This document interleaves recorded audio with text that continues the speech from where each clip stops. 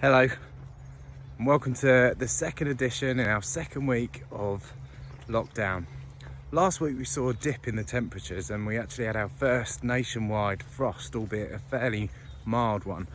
Nevertheless, I've seen a change in the behaviour of our local birds. They've started to form bigger groups and larger flocks. So for this week, what I've decided to draw inspiration from is a theme that I've titled Gangs of the Squawk. Okay, scrap that really weak attempt at a Gangs of New York pun. But I do want to talk about birds this week because they have this unsuppressible ability to brighten up your day, week, or even month. Trying to photograph birds may sound a bit advanced or a bit intimidating if you've never done it before, or you might think, oh, I've only got a camera phone, something like that. But I promise you, you can photograph birds with any camera. I'll tell you a little bit about this, what sparked the early beginnings of my career in photography. And it was when I was 7 or 8 years old, and my mum had bought me a small compact camera from the Avon catalogue, and we were out and we were along a canal and a swan came in to land, and I managed to photograph it just as this swan's feet touched the water. And for me, being able to capture that moment with a camera, it really started a lifetime's obsession really with capturing time with a camera. Now today, I'm pretty sure that whatever camera you've got on your phone is still going to be 10 times better than that Avon catalogue camera. And I know that once you start trying to photograph the birds around you with whatever camera you have, you're going to get pretty engrossed and a bit hooked on it too. So here's some of my tips on photographing the birds on your doorstep. Keep it local. So start in the garden. If you haven't got a garden, start by looking out your window. Use the local parks and local areas around you, which will host a great diverse array of birds. So you can help increase the number of birds visiting that you see locally by encouraging them with bird feeders, of course. So you could put up bird feeders in your garden, or if you haven't got a garden, you can hang them outside your door or your window. The closer they are to sort of trees and hedges and bushes, usually the better.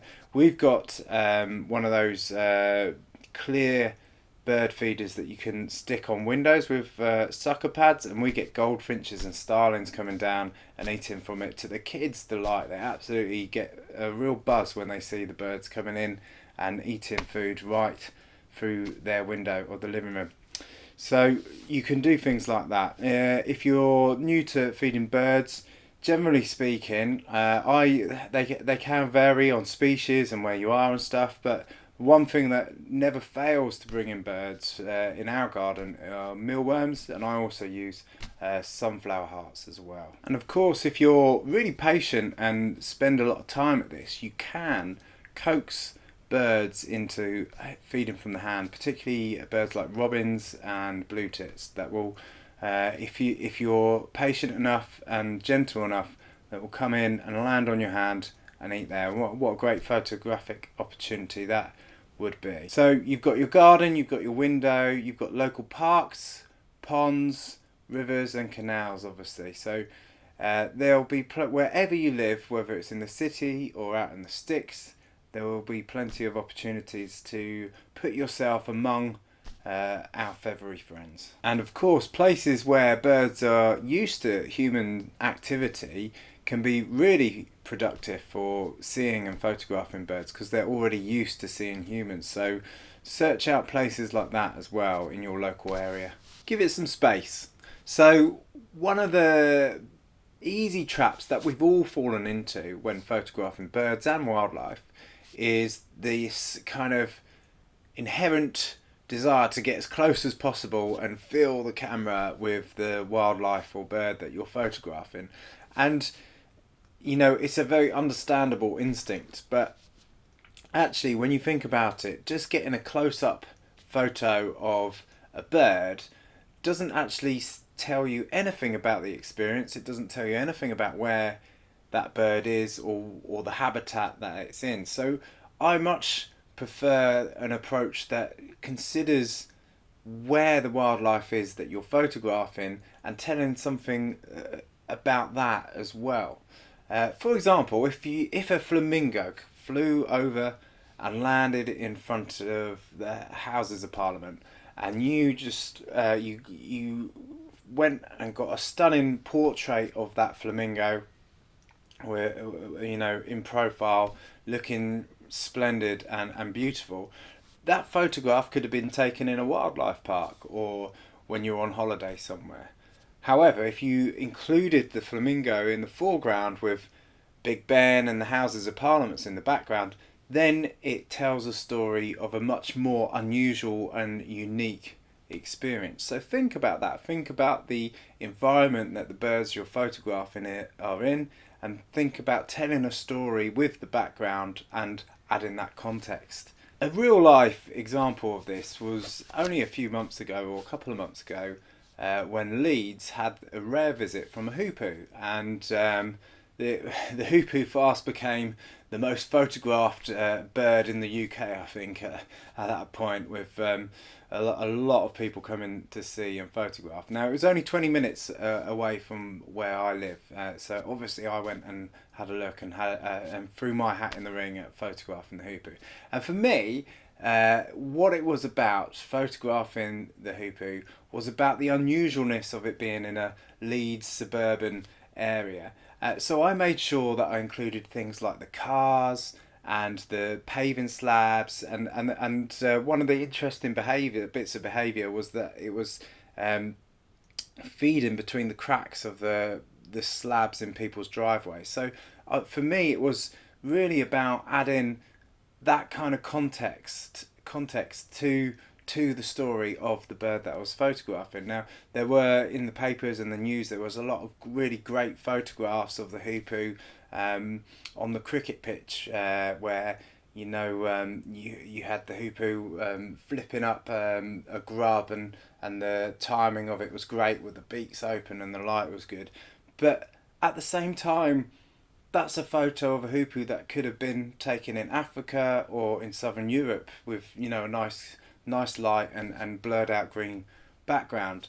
Whereas the photos that I took, I will remember really well, and I will have a nice record because it is of that unusual context of that suburban environment in England and in northern England that it was captured in. So hopefully the photos that I've taken reflect that experience. Look up.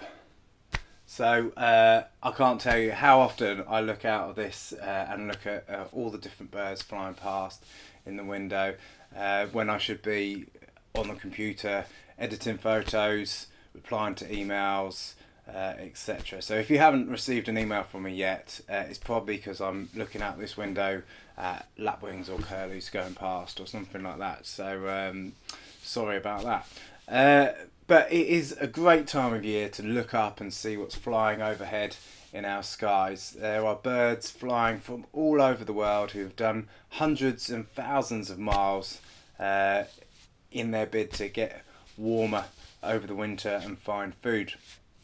Locally, we have a few flocks of starlings that fly overhead and descend on local berry bushes and then fly off, and they're real.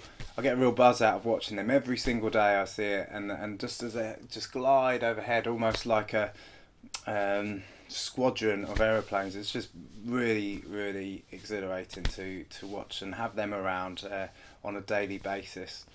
Other birds that you might see, especially if you've got fields and open spaces nearby, are flocks of curlew, flocks of lapwing. I remember once on a nearby golf course seeing a flock of maybe around 300 redwing working their way through tree to tree of a local golf course, and that was an absolutely exquisite sight. Really great joy to watch. So there are I'll talk about seeing flocks of birds forever, so I'm going to sort of try and curtail myself a little bit, but there are more birds passing through and growing in flock size as we speak. So it's a really great opportunity to look out for the flocks flying overhead. Obviously swans and geese are a great thing to watch this time of year as well. Also locally, the garden birds are also starting to flock together, especially as it starts to get colder. We've got a charm of goldfinches locally as well, which work their way around the gardens and the trees around here, and those flock sizes will also mix as the colder weather kicks in as well. So you'll get other finches and maybe long-tailed tits and stuff working their way around the local trees, looking for food and watching out for predators and stuff. So keep an eye out for that. And every autumn winter season also usually will always bring a star visitor, and in this area it's quite often the hawfinch or the waxwing. Particularly the waxwing around here. We get very excited if we get a flock of waxwings coming in from Scandinavia. So it's always worth keeping an eye on local groups, local websites, local social media pages for any rare visits that you may have had. So I have a bit of a mantra for my photography, and it's applicable to every aspect of my photography, but it fits in with bird photography as well. And I would rather capture an extraordinary photo of an ordinary bird than an ordinary photo of an extraordinary bird. And to me, it is that chasing, if you like, of a photo that is different and exceeds people's expectations that really gives me a kick and a buzz. And it is, don't get me wrong, it's really exciting to see a rare bird or something you've never seen before, but with time that tends to fade. But when you capture something really extraordinary, whatever it is, it's that the work and the creativity and the thought that goes into that makes it really special and more memorable, I would argue. And as we photograph the birds in our local area, we should continue to ask the questions: how do I make this photo more interesting and unique? What can I show that's different? What can I show that's new? So maybe it's birds in unusual places. Maybe it's a bird in an unusual lighting situation. Maybe it's a bird displaying unusual behaviour. Whatever it is, look for something that's different. Look for something that tells the viewer something new and piques their interest really and intrigues them. Maybe some of that sounds hard or tricky, and it is tricky. And I'll be honest with you, I shoot hundreds more photos that don't work than do, and sometimes it will take weeks or years to get a photograph that I want to work, but that shouldn't be the focus point, even though it is in exhibitions and on social media and stuff. But what I want to get across, it's the doing of it, it's the thinking of it and the going out and doing it. That is the bit that's engrossing, and the anticipation of getting that photograph that absorbs you, that will help this time in lockdown pass really quickly. And when you do get a shot you're happy with, it is the most magical feeling in the world. So don't be put off at the first hurdle. Think about what you want to do, try and do it, and don't get frustrated when you don't do it. You learn a lot more from what doesn't work than you do from what does work, because usually what works is usually a moment of luck, if we're all honest. But at the same time, you create your own luck. So being outdoors and being out with the wildlife and thinking about your approach is going to put you in a good position for a little bit of luck. So just one more tip really for anyone who starts to think, oh, I want to try and capture a bit of unique action or freeze a moment. So whether it's a bird in flight, a bird landing on the water, or birds bickering over a bit of food, whatever it is, if you're going for that, the lighter and brighter the conditions, the more likely you are to be successful at it. So when the light is dull and low, our camera shutters tend to shut a bit slower. So what will happen is the birds will be blurred and out of focus, or appear out of focus anyway. But when you've got bright sunny conditions, your camera shutters shut much faster, which means you're more likely to be able to capture and freeze that moment of action. And that's it really. So I know there's a diverse group of you watching this of all different experience and interests. And if you're someone who just wants to pick up a camera and take a photograph, or pick up your phone and take a photograph, I love that you're watching. And please don't be intimidated by the thought of I've just got a camera phone, I can't photograph birds. Hopefully what I've said so far will convince you that you can photograph them with any camera, and you'll go out and photograph birds in a really interesting and exciting way. If you are someone who does like to take your camera off of auto, I love that you're watching too. And think about what you can think about if you want to take your camera off of auto. Think about the different shutter speeds that you're going to photograph the birds at, and the different effects that can have. And think about depth of field as well, and the way that depth of field comes into play when you're photographing particularly groups of birds and flocks of birds. And think about the compromises that you need to make between the shutter speed, depth of field, and the light in the environment. So hopefully there's enough there to challenge everyone, and I'm really, really excited to see the photographs that you come back with. I've loved seeing the photographs in the first week of all the colours and everything that you guys have done, and it's really exciting and really inspiring to see. So I hope you'll fill the Facebook group with more pictures of birds, and you'll really, this next week will just fly by for you.